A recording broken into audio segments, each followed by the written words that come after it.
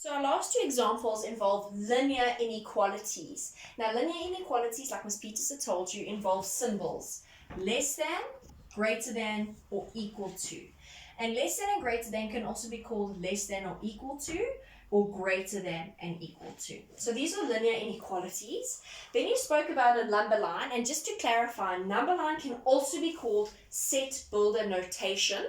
And then there's something else that you may need to do that we left off our notes by mistake, is interval notation. So I'm going to talk about all these three things in the next two examples. Linear inequality, referring to these signs. Set builder notation, referring to a number line, for example, that looked like that, and interval notation.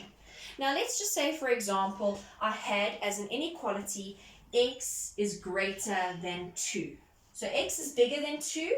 In set builder notation or number line, we would have a number line. We would have 2 on the number line. And x is greater than 2, so our arrow is pointing in that direction. What kind of a dot do we have? We've got an open dot because it's excluded. A lot of children get confused between when is it excluded and when is it included. Included means it must also equal. So it's only included if x is greater than and equal. It includes 2. It's greater than and equal to 2. So if this was my question, I would have a solid dot. How do we write this in interval notation? Interval notation deals with brackets, a square bracket for if it's included, and round brackets for if it's not included. So let's just go back to the first example. If I had x was greater than 2 with our open dot because x2 wasn't included. This in interval notation, we'd start at 2 and where are we going? Starting at 2, we're going to infinity. So in interval notation, we would have x is an element, so x belongs or x exists or x is from 2, round bracket because it's not included, and it's going onwards indefinitely, so it goes on to infinity. And infinity always gets a round bracket. So that's what that would look like. If I did put in my x is greater than or equal to 2 with a solid dot, in interval notation, I would, instead of having a round bracket by the 2, I would have a square bracket, because a square bracket indicates that it includes 2. X is bigger and equal to 2. So not only must it be bigger than 2, it must also include 2. So if I had to give you another inequality that said x is smaller than negative 3, and I wanted you to put it in set builder notation, on my number line, I have negative 3, and it says x is smaller than 3, so it's anything less than 3.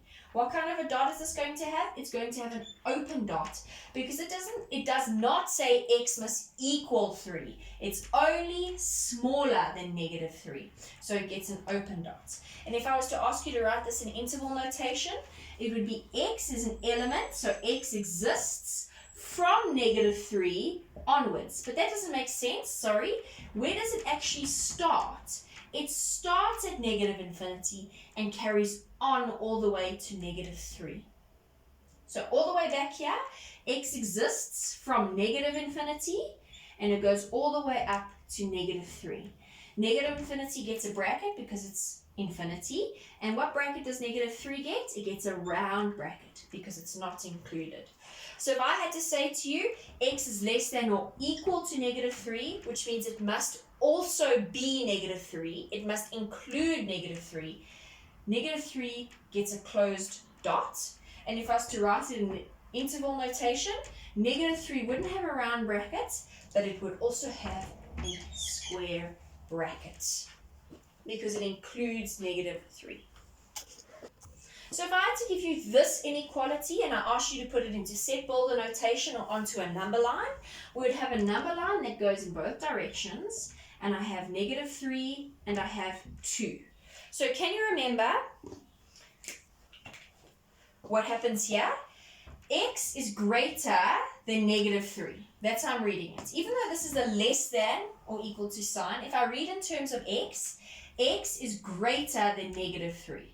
So it's bigger than negative 3. So that means I have one line going in that direction. What kind of a dot does it have? It has a solid included dot because it equals, it's greater than or equal to -3. And then when I read this side in terms of 2, I read x is smaller than 2.